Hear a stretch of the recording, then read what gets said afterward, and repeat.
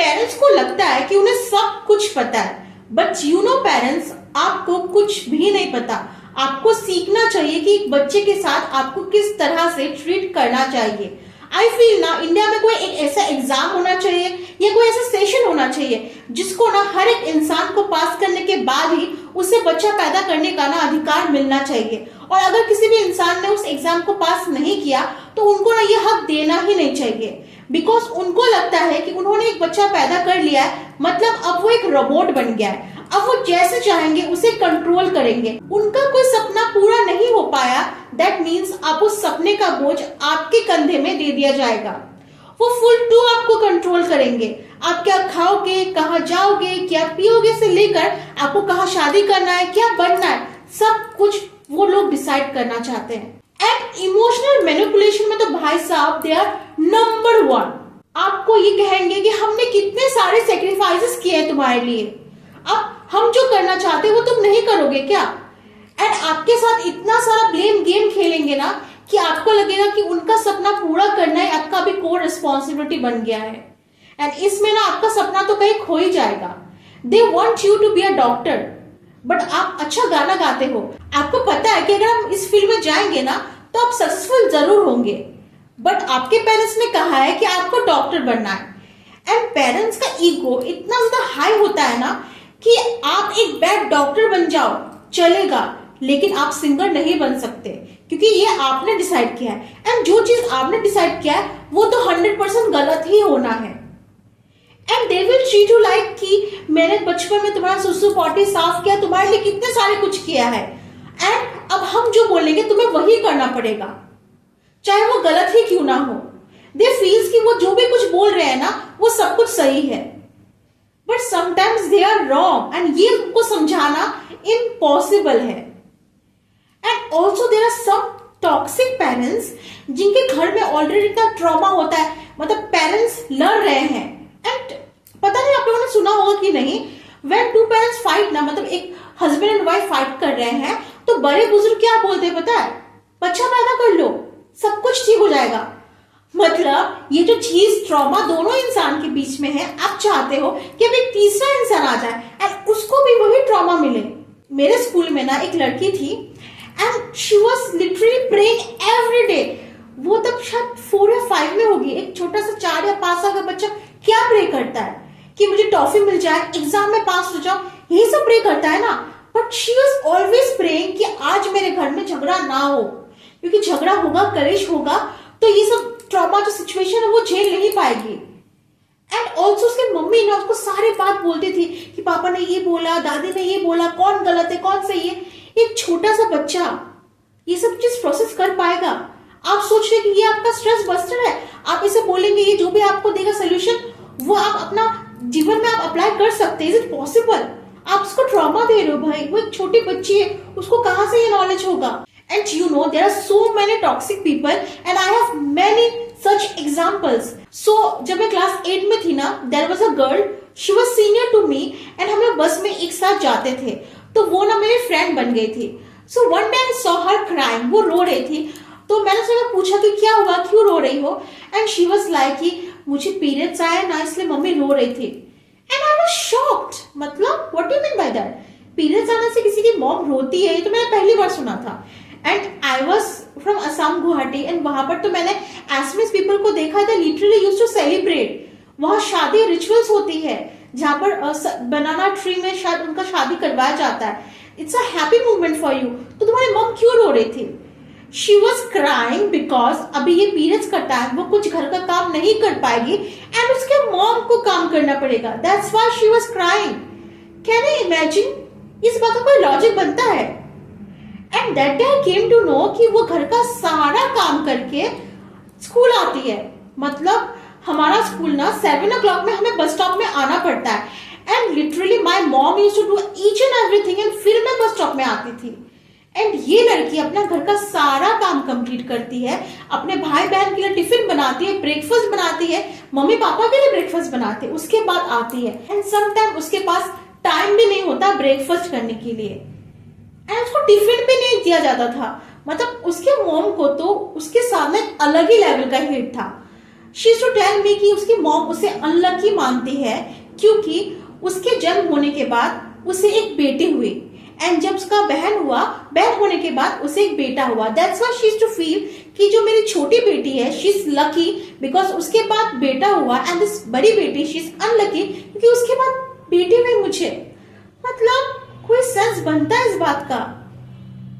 And also उसका complexion ना थोड़ा डार्क था, she is dusky you know, तो उसको ना उसके लिए बॉडी शेम किया जाता था कि तुम डस्की हो, तुमसे शादी कौन करेगा, इतना दहेज लगेगा।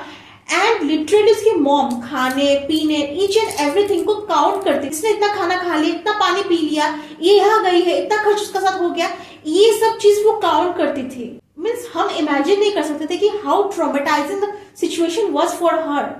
एंड ये सब मुझे रो रो के बोल रहे थे, इसका बात सुनने से ना मुझे आंसू आ गए कि कोई मॉम ऐसा कैसे कर सकता है। And also during her periods उसके मॉम ने ना उसको पैड लाकर नहीं दिया।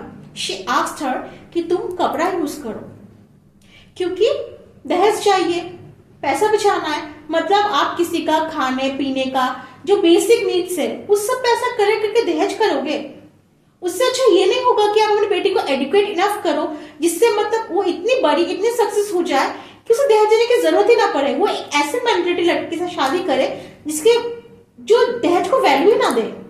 बट लोग ऐसे नहीं सोचते हैं, पेरेंट्स ऐसा नहीं सोचते हैं, एंड फिर भी उन्हें लगता है कि वो सही कर रहे हैं। मतलब आप बेटी के साथ रोक टोक कर रहे हो एंड फिर भी आपको लगता है कि आप अपने बच्चों के साथ सही कर रहे हो। आप जो भी डिसाइड करोगे सही डिसाइड करोगे। अगर ऐसा होता तो कुछ माँ बाप जो अनसक्सेसफुल रह गए हैं वो सबको सक्सेसफुल नहीं हो जाता। If you are always right some time you are not right. उस लड़की को भी कोई डिसीजन लेने दो अपने से।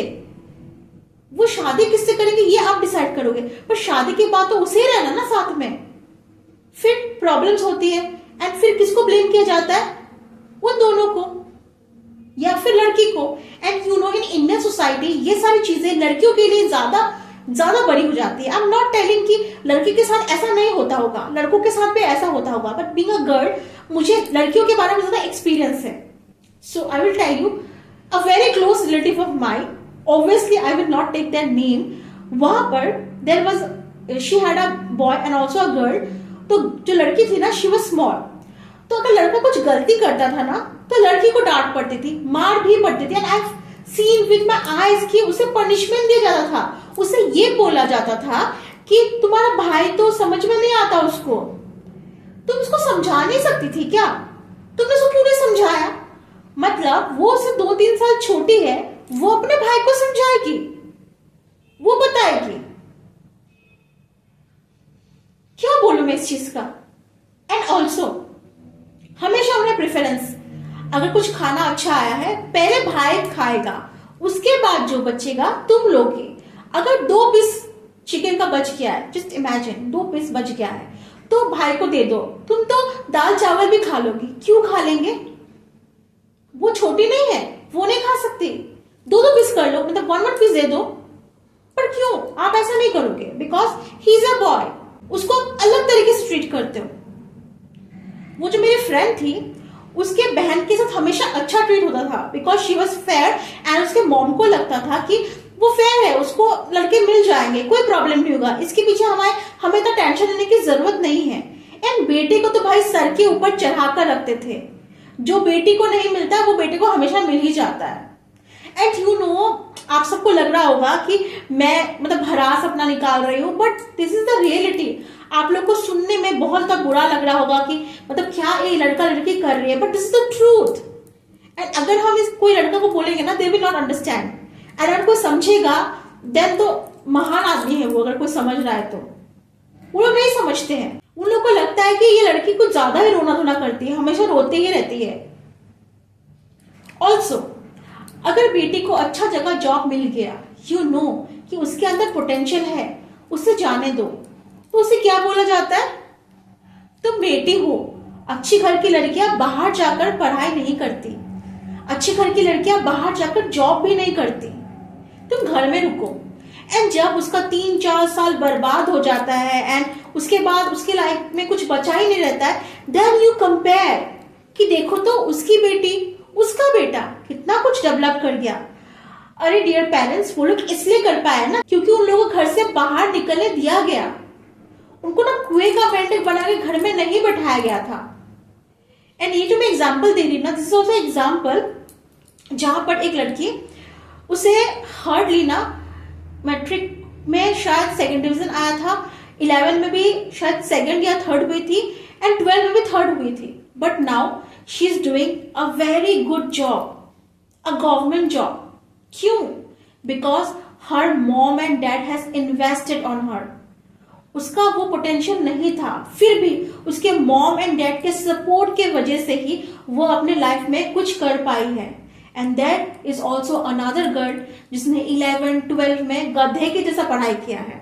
मतलब किसी से बिना बात के टीवी चल रहा है, घर पे लोग आ रहे हैं, बट फिर भी वो बुक के अंदर घुसी हुई है। ग्रेजुएशन में 11, 12 में ईच एंड एवरी फील्ड, ना वो बंक कर रही है, ना बॉयफ्रेंड बना रही है, ना कहीं जा रही है, क्या कर रही है? ऑलवेज पढ़ाई पढ़ाई पढ़ाई।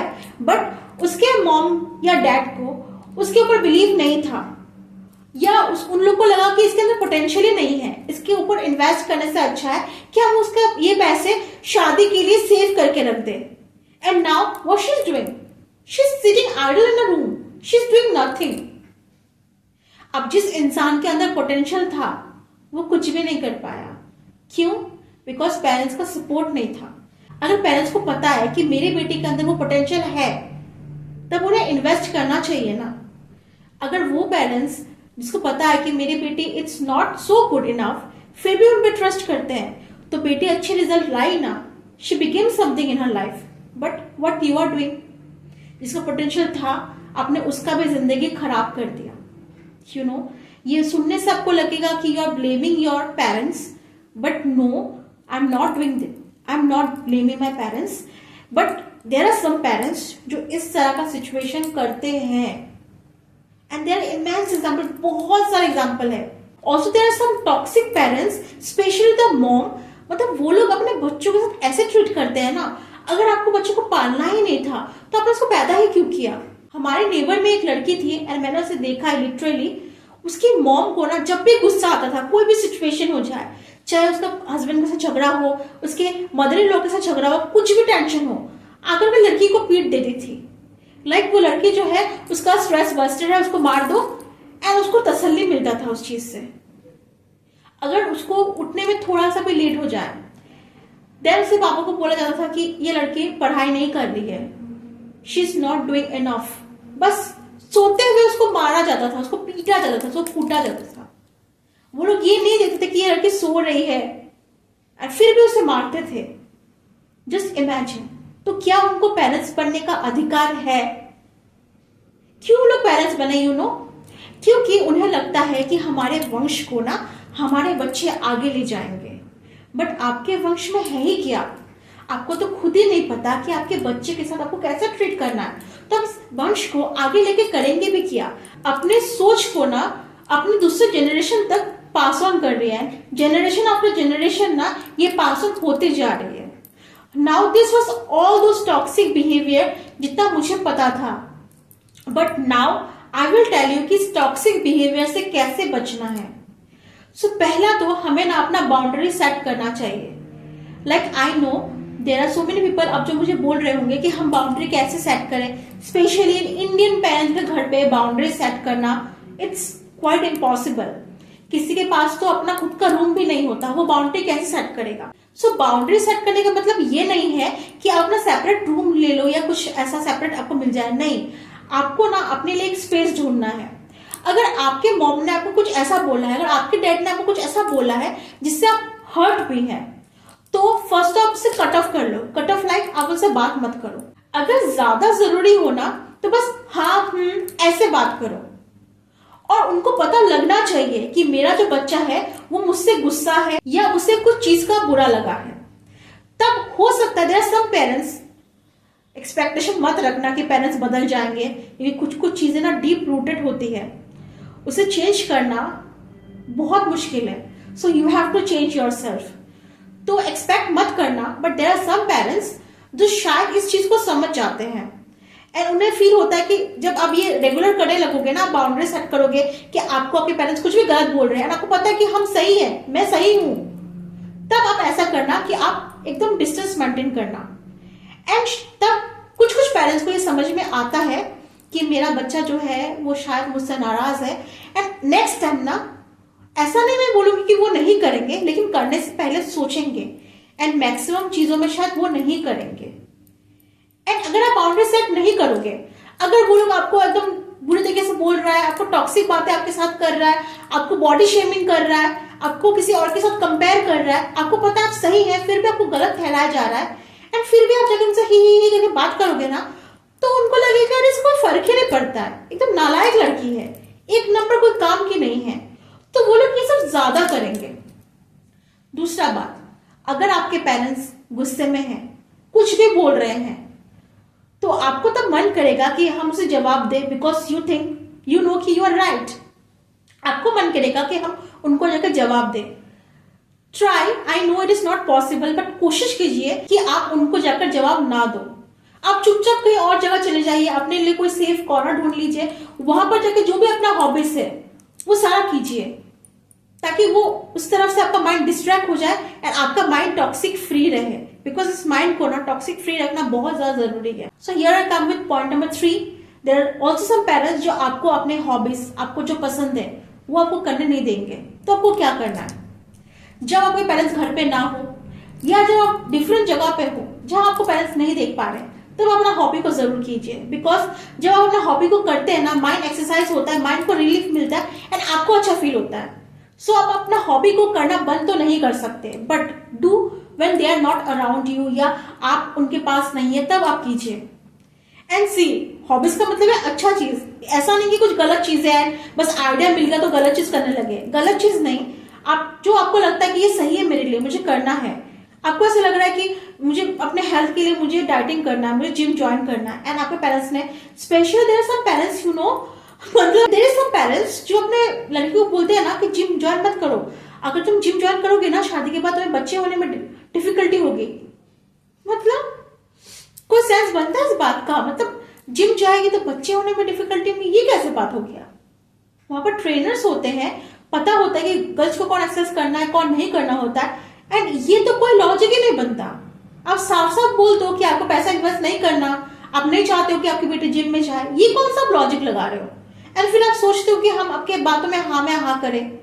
व्हाई इट इज सो, क्यों करेंगे हम हाँ में हाँ, अगर आप गलत हो तो हम क्यों हाँ में हाँ करेंगे। इसलिए जस्ट से कि हम वॉक पे जा रहे हैं, जस्ट से कि हम कोई दूसरी जगह जा रहे हैं, and you go to a gym, gym करो एंड आओ, मस्त। जरूरत नहीं है कि हर बात आप अपने पेरेंट्स को बताओ, राइट चीज, हाँ सही बात के बारे में मैं बोल रही हूँ। Also the fourth and the most important point is that आप अपने आप को ना ग्रो करो, focus in your education, focus in your studies.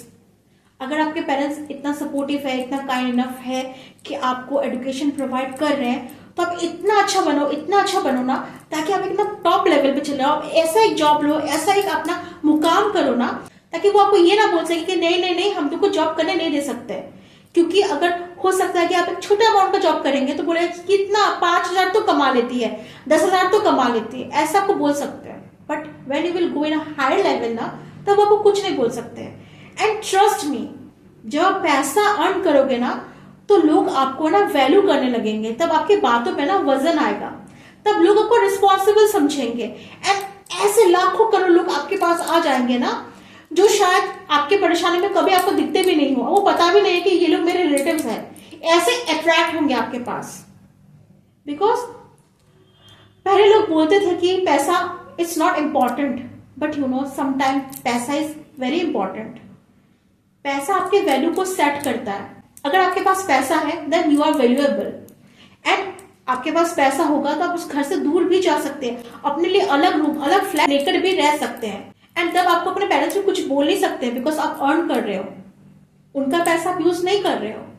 And now it's up to you कि आपको उनके साथ कैसे ट्रीट करना है। लाइक अगर आप उनका फाइनेंशियल सपोर्ट करना चाहते हो देन डू, अगर आप चाहते हो कि उनसे आप मिलो तो जाके मिलो, बट अपना जो स्पेस है ना वो हमेशा मेंटेन रखो। इफ यू थिंक कि हम घर में जाएंगे दोबारा हमारे साथ वही चीज होगा, देन डोंट गो। पूरा दिन के लिए जाओ, अपना एक स्पेस मेंटेन रखो, अपना एक फ्लैट रखो जहां तुम रहो, एंड कभी कभी उनसे मिलने के लिए चले जाओ। अगर आप उनको फाइनेंशियल सपोर्ट करना चाहते हो तो आप उनको फाइनेंशियल सपोर्ट करो, एंड अगर उनका कंडीशन ऐसा है कि आपको उनको फाइनेंशियल सपोर्ट करना चाहिए तो अब जरूर आपको उनको फाइनेंशियल सपोर्ट करो।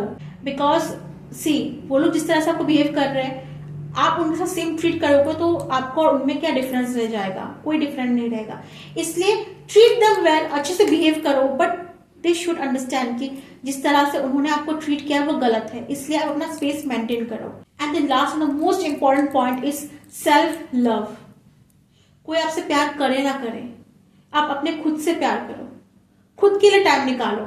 आपको पार्लर जाना पसंद है, आपको स्पा करना पसंद है, आप करो। अगर आप लड़के हो, आपको जिम करना पसंद है, आपको गाड़ियों का शौक है, गाड़ी खरीदने का पसंद है, अगर आपके पास उतना पोटेंशियल है आप खरीदो। एंड जब आपका पैसा आएगा तो आप किसी का क्यों ही सुनोगे? किसी का सुनने का जरूरत नहीं है आपको तब। एंड ये कब आएगा? जब आप अपने ऊपर काम करोगे। एंड अगर आप आलसी हो और अपने ऊपर कोई काम नहीं कर रहे हो तो पूरा जिंदगी, अगर आप लड़के हो तो उसी घर में रहना होगा, और अगर आप लड़की हो तो शायद 20-21 की एज में आपको शादी करवा दिया जाएगा, एंड उस घर में फिर आपके साथ कैसे ट्रीट किया जाएगा, God knows. So this topic was really very controversial, but there are so many people जिन्होंने मुझे बोला कि I should speak about this topic. तो मैंने सोचा कि मैं इस टॉपिक में एक वीडियो बनाती हूँ, शेयर करती हूँ आप लोगों के साथ। And see, I don't know, मैंने वीडियो में जो भी कुछ बोला इट्स कंप्लीटली राइट और रॉन्ग, मुझे नहीं पता, but all those things are my own experience. मैंने जो भी एक्सपीरियंस किया, मैंने जो भी सोसाइटी में देखा, एंड जो भी मुझे लगा कि हाँ अगर ये नहीं ऐसे करते तो शायद सिचुएशन और ज्यादा अच्छा होता, वही सारे पॉइंट्स मैंने ऐड करके ये वीडियो बनाए हैं। सो आई होप आपको ये वीडियो अच्छा लगा है। अगर आपको ये वीडियो अच्छा लगा तो वीडियो को लाइक और चैनल को सब्सक्राइब करना, और अगर आपके पास कुछ ऐसे इंटरेस्टिंग स्टोरीज है जो आप मेरे साथ शेयर करना चाहते हो तो कमेंट सेक्शन में जरूर शेयर करना। एंड मिलते हैं नेक्स्ट वीडियो में। Till then bye bye.